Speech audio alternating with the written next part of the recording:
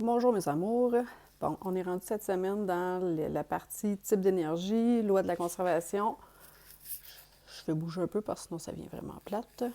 Loi de la conservation d'énergie, le rendement énergétique, puis la température versus énergie thermique. Bon, ce que je voulais vous dire, c'est que premièrement, dans ce cahier-là, que vous avez vous autres directement là, sur votre ordi, ben la page 80, c'est surtout de la révision, fait que ça m'intéresse plus ou moins.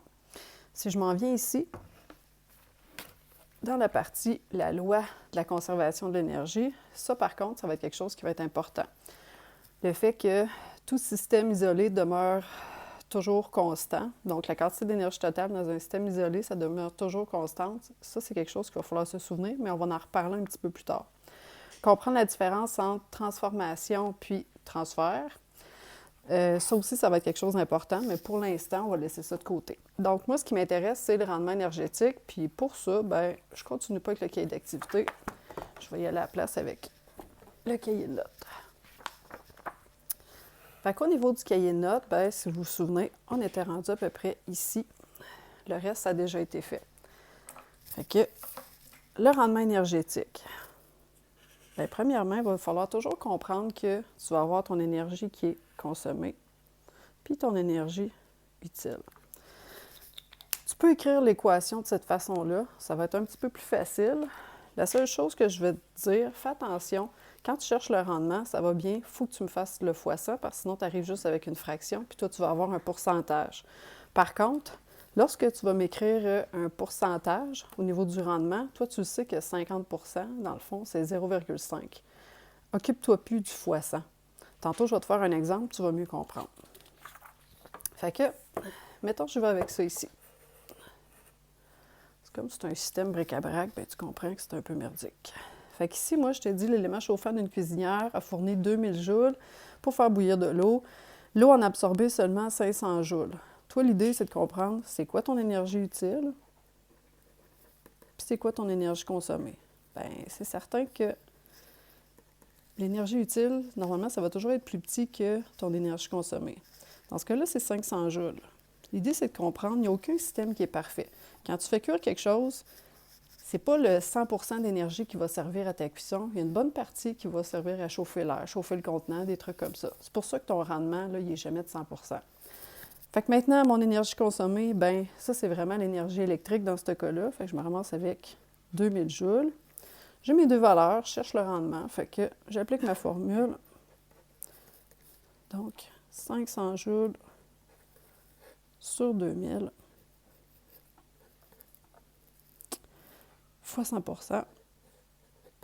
Fait que je me ramasse avec 25 dans ce cas-là. Là, je dis 100 fois ça. Je le laisse là, même si c'est tout croche, parce que ça me tente pas de recommencer. C'est bon. Ensuite, je saute le numéro 2. Je m'en vais directement au numéro 3, parce qu'il est un petit peu plus difficile pour certains, en tout cas. Là. Fait que, on dit un lance-balle nécessite 0,95 kJ. Tu vois qu'on n'a pas les mêmes unités que tantôt, mais ça ne change rien. Ce n'est pas les unités qui vont être importantes dans ce numéro-là, tu vas le voir. Ensuite, l'énergie électrique est transformée en énergie thermique en raison du frottement, puis en énergie cinétique. Si l'appareil dégage 0,65 kJ de chaleur, c'est quoi son rendement énergétique? Bon, le rendement énergétique, c'est vraiment l'énergie qui sert à faire quelque chose, pas l'énergie qui est perdue au travers de ton système. Je dis perdue, mais transférée au travers du système. Fait qu'en partant, si on dit que tu as 0,95 kJ d'énergie, bien ça, c'est ton énergie consommée. Le 0,65 kJ, c'est pas ton énergie utile, c'est l'énergie inutile.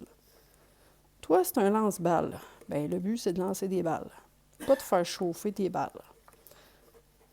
Fait qu'est-ce qu'il va falloir que tu fasses? Bien, il va falloir que tu viennes trouver la différence entre les deux pour trouver ton énergie utile.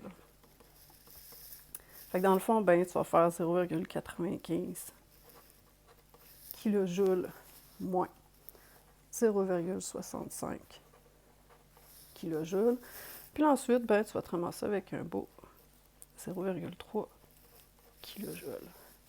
Vierge que j'écris mal. Après ça, le rendement, ben, j'applique ma formule. Énergie utile, 0,3 kJ. Sur l'énergie consommée, 0,95 kJ fois 100, parce que je veux un pourcentage. Puis là, ben, je vais me ramasser avec une valeur de 31,58%. Fait que ça, ben, c'était un genre de numéro qui est un petit peu différent. Je vais revenir sur les autres numéros un peu plus tard si je vois que vous en avez besoin. Sinon, je vais juste faire une photo puis vous envoyer le corrigé. Bye la gang!